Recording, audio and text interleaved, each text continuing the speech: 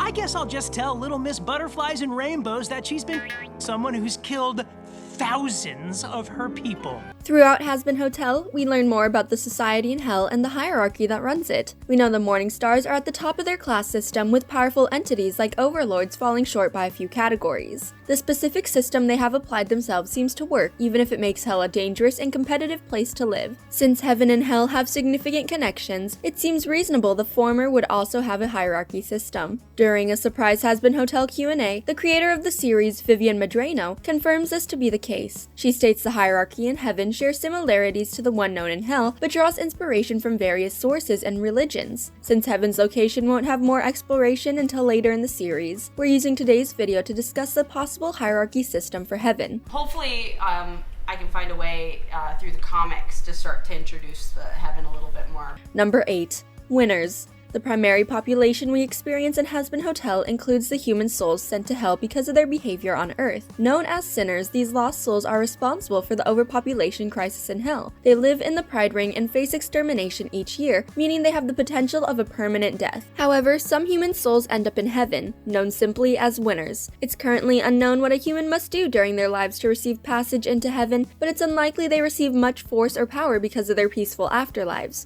A notable exception to this theory is Adam, the first human soul to enter heaven, as he has amassed enough strength to fight terrifying entities like Lucifer and Aleister. Additionally, redeemed souls from hell should fall into this category. In The Show Must Go On, Serpentius gives his life to protect his friends. When he realizes the battle against the Exorcists is going south, he uses one of his adventures to confront Adam head-on. Unfortunately, he doesn't stand a chance, but his death in the series is short-lived. Serpentius appears before Emily and Sarah, looking confused with a new appearance. For now, it seems like genuinely caring for others could be the key to entering heaven.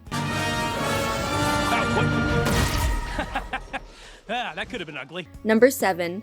Angels. Assuming hell and heaven have the same system, there should be two main categories of angels in heaven. The first includes humans who have earned admittance, and the second is those born and raised within heaven to begin with. We already have a few examples of native angels in Hazbin Hotel, including the Seraphim, the Archangels, and potentially the Exorcists, but other forms of angels may also exist within the recesses of heaven with unique purposes. For example, St. Peter's origins are currently unknown, but he welcomes souls through the gates of heaven. St. Peter, we can take it from here. Greetings, daughter of the Morning Star. Number 6. Cherubs. While cherubs haven't appeared in Hazbin Hotel, they received some screen time in the spin-off series. In the episode Cherub, the main characters of Hell of a Boss clash with a group of cherubs over an old man's life, with two completely different goals in mind. Although cherubs rank high in some religious subtexts, Hell of a Boss's Blitz calls cherubs nothing more than heaven's table scraps, implying they may have a lower rank in the hierarchy. Many cherubs work for an organization in heaven by the same name. Their primary purpose is to protect the lives of humans on Earth on behalf of souls in heaven. These tasks include showing them love and support to make their life easier for those they watch over. But I'm afraid your actions resulted in the death of a human. Number 5. Exorcists. Heaven may exist as humanity's desired afterlife because it promises an eternity without strife. However, even such a peaceful place requires a military fighting force to do its dirty work. In the pilot, we witness the aftermath of the annual extermination, an event where a legion of angels descends on hell to kill sinners in the name of overpopulation. The legion, called the Exorcists, is led by the first human soul to enter heaven, Adam. The group feels particularly bloodthirsty as they enjoy inflicting pain on any sinner they can find. They utilize angelic weapons to make their kills easy, and every exorcist seems to share the same appearance, insinuating they're made in heaven and not constructed from moral human souls. We're gonna go down and exterminate demon. Destroy that! Number 4.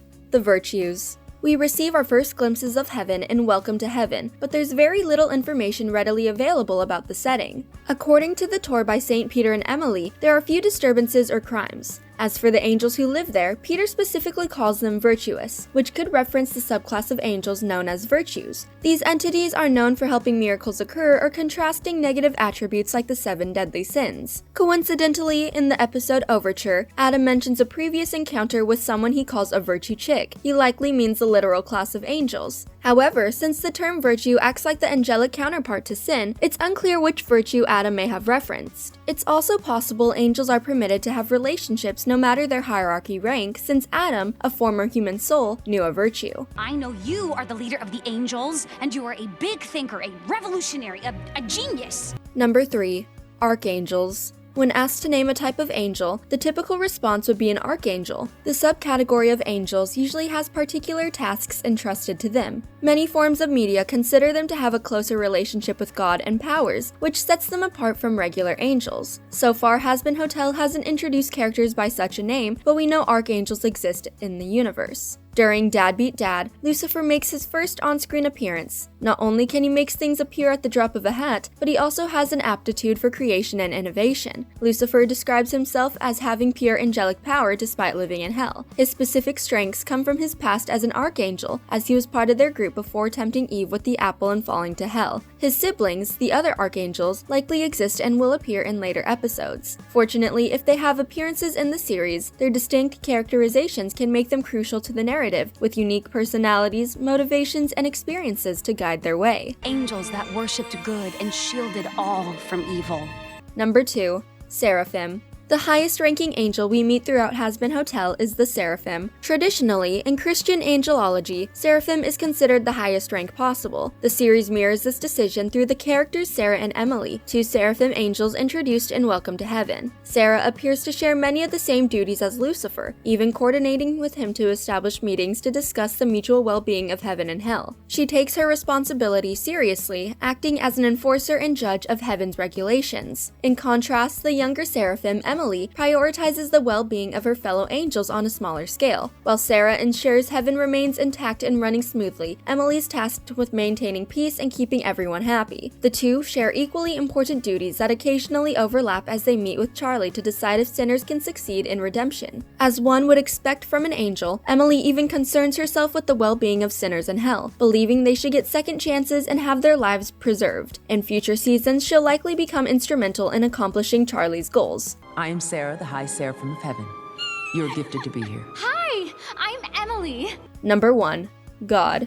Although we haven't met a godly presence in Hazbin Hotel, we can assume one exists as the coordinator of heaven, hell, and humanity. Most religions include a deity, responsible for the creation of the universe and moral authority. Since heaven exists in this series, as does the story of Adam and Eve, the god in Hazbin Hotel may come from Christian theology. However, Medrano has expressed taking inspiration from numerous sources, creating an image of heaven that best suits her story. If a god does exist in this fictional setting, we can assume they don't take an active role in the daily affairs of heaven or hell. Instead, it's more likely they act as an omnipotent presence, keeping tabs on what they've created while also taking a hands-off approach to watching them grow. Since the angels haven't mentioned them, God may have remained absent for some time, acting more like a director in the audience watching their performers on stage. Sure got me here, didn't it?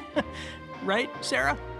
He was the first human soul in heaven. All things considered, Hazbin Hotel still has plenty to show us regarding heaven. Although their roles are significant, we've only met 2 Seraphim characters in the series. There are countless classes of angels with varying ranks, depending on which religious angelology Medrano will use as inspiration. In the second season, new introductions could bring archangels, virtues, cherubs, and winners out in droves, allowing heaven to become a bustling location, much like hell is now. If that's the case, the 2 afterlives may have more similarities than we initially realized.